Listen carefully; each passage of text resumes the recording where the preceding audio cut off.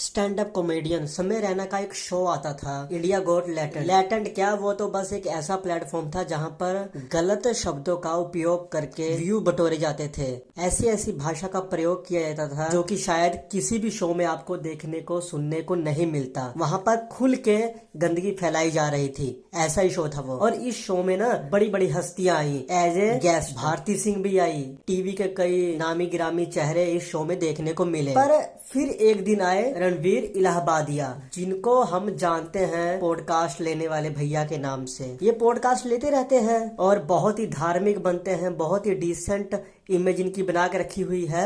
इनके PR team है, उन्होंने ऐसा बना कर रखा है कि ये बंदा सुबह शाम पूजा करता है, इसके मुंह से आप गाली नहीं सुन सकते, ये बंदा एकदम भक्त बंदा है, ऐसी उसकी इमेज दिखती थी। और जब वो पॉडकास्ट में बातें भी करता था तो ऐसी करता था कि मानो ईश्वर ने इसको ही एक अलग ही बना के भेज दिया है, इससे अच्छा तो कोई है ही नहीं। तो पर ऐसे लोगों की असलियत सामने आ जाती है जब वो ऐसे किसी शो में जाते हैं जहाँ पर अनलिमिटेड गलत भाषा का उपयोग किया जाता है। तो वो गेस्ट के रूप में उस शो में गए जहां पर उन्होंने एक कंटेस्टेंट के सामने ऐसी बात कर दी कि सुनने वाले भी हैरान रह गए। और ये बात कंटेस्टेंट के माता पिता के ऊपर थी, उनकी पर्सनल लाइफ के ऊपर थी। और यही सबसे बड़ा विवाद बन गया। उसने ये पूछा कि क्या आप अपने पेरेंट्स को पूरी जिंदगी हर दिन इंटीमेट होते हुए देखना चाहोगे? और वो यही नहीं रुका, इसके अलावा उसने इसी में एक लाइन और जोड़ दी कि क्या जब आपके पेरेंट्स अपना प्राइवेट मूवमेंट एंजॉय कर रहे हो, क्या आप उसको ज्वाइन करना चाहोगे? कि किसी के भी सेक्स लाइफ के ऊपर ये बंदा सवाल उठाता है,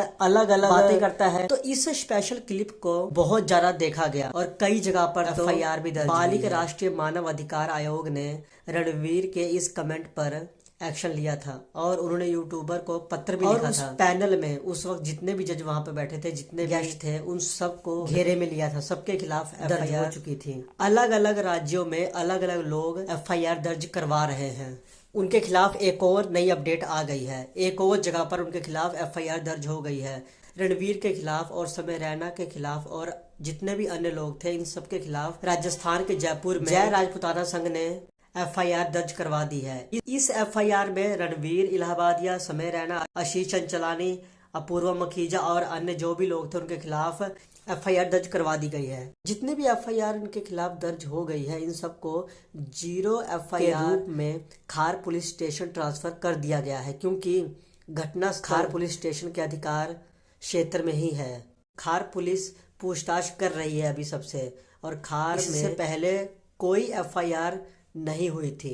अब तक जितनी भी FIR हुई है वो असम पुलिस के साथ गुवाहाटी साइबर और महाराष्ट्र साइबर में ही दर्ज करवाई गई। अपने ऊपर दर्ज हो रही FIR के खिलाफ रणवीर इलाहाबादिया ने आज का सुप्रीम कोर्ट में दर्ज करवाई थी और कल उसकी सुनवाई हो सकती है। सुप्रीम कोर्ट की वेबसाइट से पता चलता है कि मामला 18 फरवरी 2025 सुनवाई में आ सकता है। ये तो थी रणवीर की बात। अगर हम समय रैना की बात करें तो वो बंदा ऐसी भाषा में अव्वल है और लोग इसको मजाक के रूप में लेते थे, कहते थे कि यार ये बंदा बहुत अच्छा कॉमेडियन है। पर जब एक मजाक हद से आगे बढ़ जाता है तो इसी तरह से ही एक्शन लिए जाते हैं। ये बात शायद अब समय रैना को भी समझ आ गई होगी। तो उम्मीद है कि जो भी फैसला आएगा सुप्रीम कोर्ट की तरफ से वो समाज और इन यूट्यूबर की इमेज को लेकर कोई सही फैसला ही लिया जाएगा, ताकि कोई आगे फ्यूचर में ऐसी हरकत ना करे। तो आपके इसके ऊपर क्या विचार है, आप कमेंट करके बता सकते हैं। बाकी मिलेंगे नेक्स्ट वीडियो में, तब तक के लिए जय हिंद।